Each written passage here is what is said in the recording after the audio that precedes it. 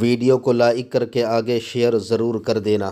کوئی کسی کو اپنا یار کہتا ہے، کوئی کسی کو اپنا یار کہتا ہے، اور جہاں یار کہا جاتا ہے وہاں پیار ہوتا ہے، یعنی جس کو یار کہا جائے وہاں پیار ہوتا ہے، لیکن ہم یار کہہ کے بھی پیار کرنے کی بجائے وار بھی کر سکتے ہیں، ٹھیک ہے؟ اس لیے کہ ہم تو ہیں ہی ایسے لوگ، کہتے کچھ ہے کرتے کچھ ہیں، لیکن صدیق اکبر کو اپنا یار مصطفیٰ جان رحمت نے فرمایا ہے، اور حضور کا کسی کو یار کہہ دینا، میں سمجھتا ہوں کہ غلام کہہ دینا کتنی بڑی بات ہے، تو یار کسی کو کہنا، اور اس کے بعد پھر صرف یار حضور نے نہیں فرمایا بلکہ اللہ نے بھی ان کو محبوب کا یار فرمایا۔ اور حضور کے جتنے صحابہ ہیں ہم سب کی صحابیت پر اپنی گردنیں خم کرتے ہیں، لیکن حضور کے صحابہ میں صرف ایک واحد صحابی ایسے ہیں جس کی صحابیت قرآن سے ثابت ہے، جسے قرآن نے صحابی رسول کہا ہے، وہ ایک ہی صحابی ہے جسے دنیا سیدنا ابو بکر صدیق کے نام سے یاد کرتی ہے۔ قرآن کہتا ہے اِذْ يَقُولُ لِصَاحِبِهِ، اور جب انہوں نے اپنے صحابی سے، اپنے صاحب سے کہا، شیعہ سنی تمام تفاسیر اس پر متفق ہے کہ یہ غار کا واقعہ ہے۔ اللہ رب العزت قرآن مقدس میں سفر ہجرت کو سورہ توبہ میں بیان فرما رہا ہے کہ جس وقت غار میں وہ دونوں جمع تھے، وہ دونوں غار میں جمع تھے، تو حضور اپنے یار سے کہہ رہے تھے اِذْ يَقُولُ لِصَاحِبِهِ، اپنے صاحب سے، لِصَاحِبِهِ، اپنے صاحب سے کہہ رہے تھے، کیا کہہ رہے تھے؟ لا تحزن، غم نہ کر، غم مت کر، ان اللہ معنا، کہ اللہ ہمارے ساتھ ہے۔ ابو بکر کا بگڑتا کیا ہے؟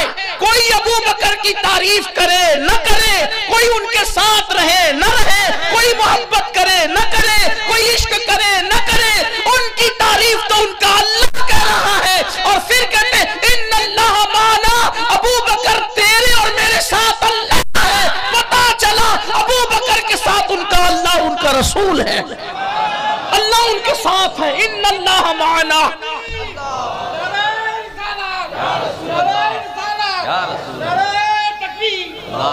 اور ایک تھوڑی سی علمی بات، حالانکہ میں کوئی علم والا نہیں ہوں لیکن تھوڑی سی علمی بات کرنا چاہتا ہوں۔ قرآن میں ناسخ اور منسوخ کا قاعدہ موجود ہے۔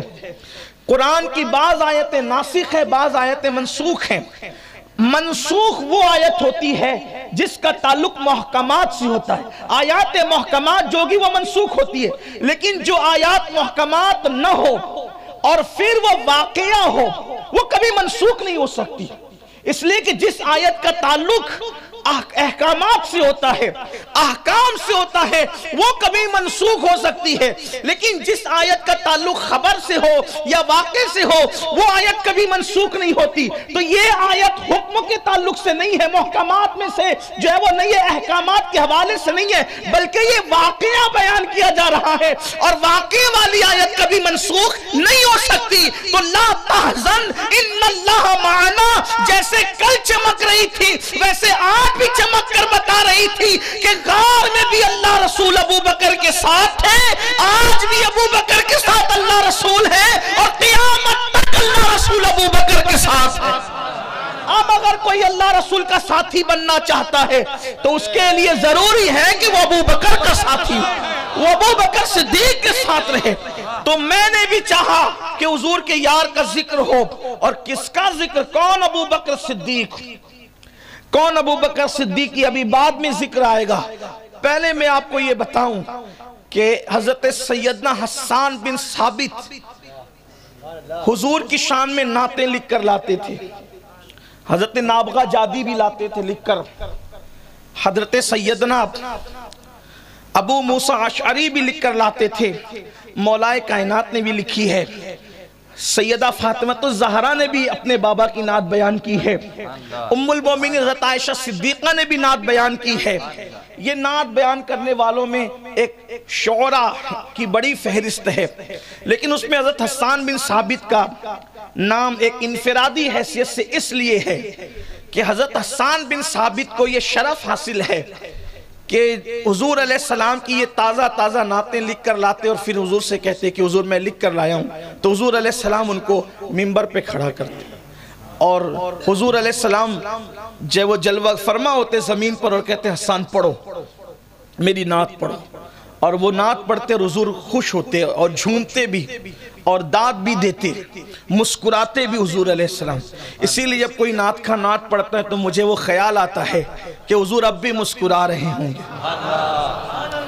اسی لیے سنیوں کی محفل نعت سے خالی نہیں ہوتی، کیونکہ ہم تو حضور کی مسکراتے ہی چاہتے ہیں، کیونکہ وہ ہم سے مسکرا جائیں تو پھر ہماری دنیا بھی مسکرا جائے اور ہماری آخرت بھی مسکرا جائے۔ تو حضور علیہ السلام کی بارگاہ میں وہ نعتیں لکھ کر کے لاتے اور بڑے خوش نصیب ہے وہ ہونٹ جو حضور کی نعت پڑھتے ہیں، جو حضور علیہ السلام کی مدحت کرتے ہیں، اور واللہ ہمیں ہر وہ ہونٹ پیارے ہیں جو نبی کی نعت پڑھتے ہیں۔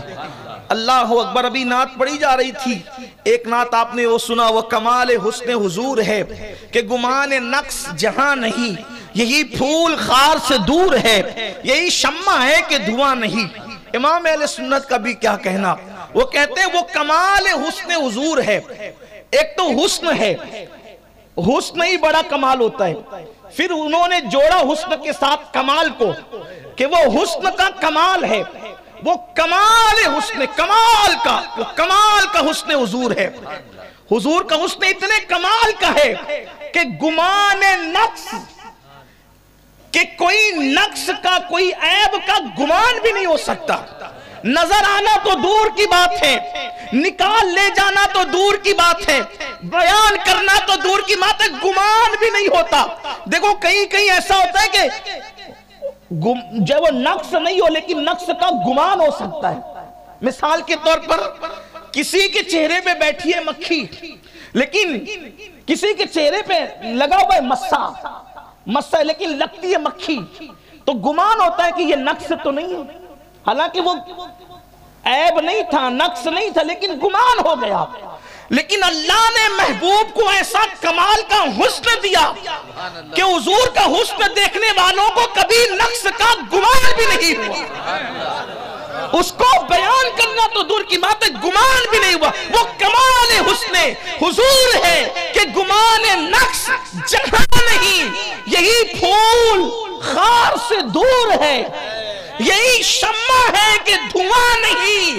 یعنی کہ جب بھی پھول پیدا ہوگا، یہ فطرت کا تقاضا ہے، یہ فطرت کا مزاج ہے کہ جب بھی فطرت خود جو وہ پھول پیدا کرے گی، ایک پھول پیدا کرے گی، اس کے ساتھ درجنوں کانٹے پیدا کرے گی۔ یہ فطرت کا مزاج ہے، یہ قدرت کا انداز ہے کہ جب بھی پھول پیدا ہوں گے، پھول اپنے حسن پر مغرور نہ ہو جائے، اس لیے قدرت جو ہے وہ پھول کی ڈنٹل میں درجنوں کانٹے پیدا کرتی ہے۔ گلاب اپنی نزاکتوں پر مغرور نہ ہو جائے، اس لیے جو ہے قدرت اس کی ڈنٹل میں درجنوں کانٹے پیدا کرتی ہے۔ ویڈیو اگر اچھی لگی ہو تو لائک کر کے آگے شیئر ضرور کر دینا۔ اللہ حافظ۔